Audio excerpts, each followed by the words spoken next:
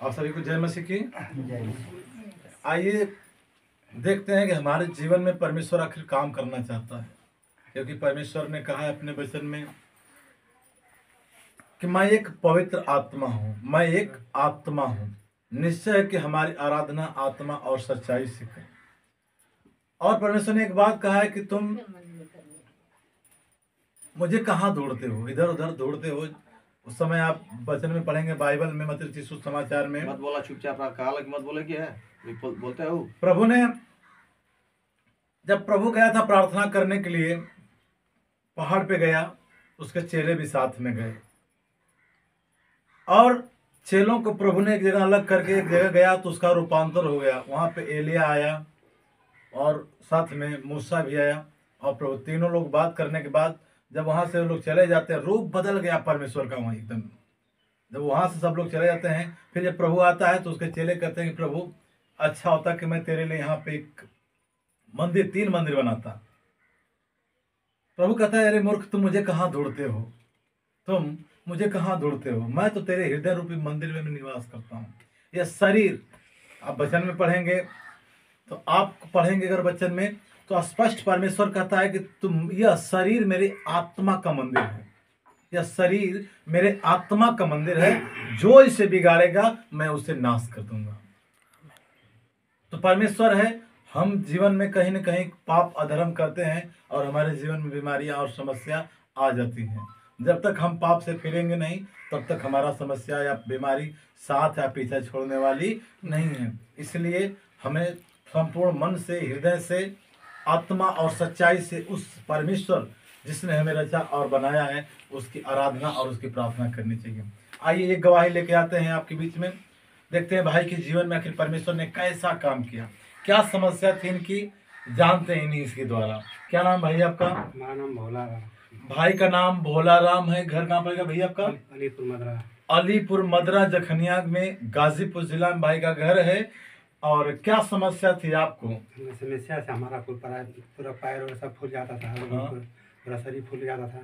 भाई को समस्या थी, ऑटोमेटिक शरीर में ये काम करने जाते थे भाई, जो कुछ भी करने जाते थे तो इनका शरीर का बॉडी के जो पैर है, हाथ है, फूल जाता था, सूज जाता था, दर्द होता था।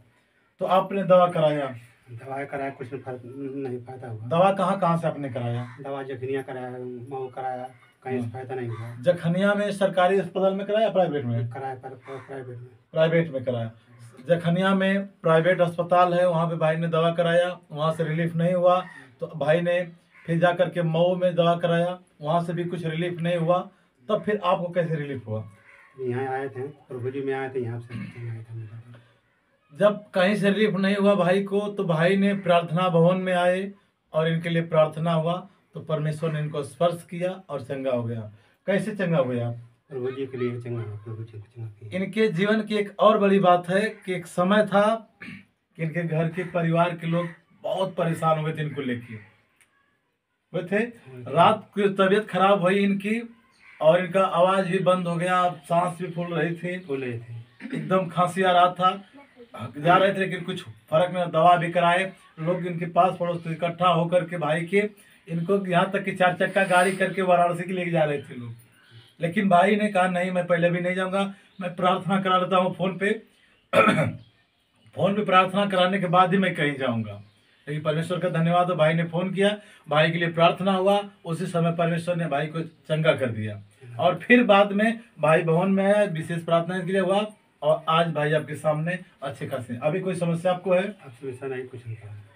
इनको अब कोई समस्या नहीं है। किसने आपको चंगा किया? प्रभु जी के चंगा, प्रभु यीशु मसीह ने चंगा किया इनको।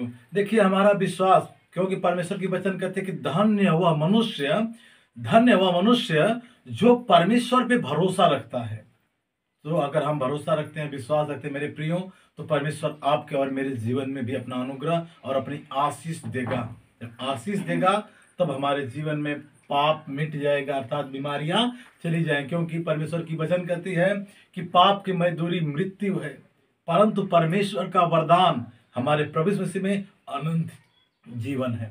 हमें आपको अनंत जीवन देने के लिए प्रभु यीशु मसीह ने आया और हम जब विश्वास करते हैं, उसके मार्ग पे चलते हैं तो हम अनंत जीवन की भागीदार बन जाते हैं।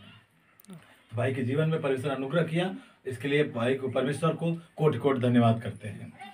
आमीन। लड़की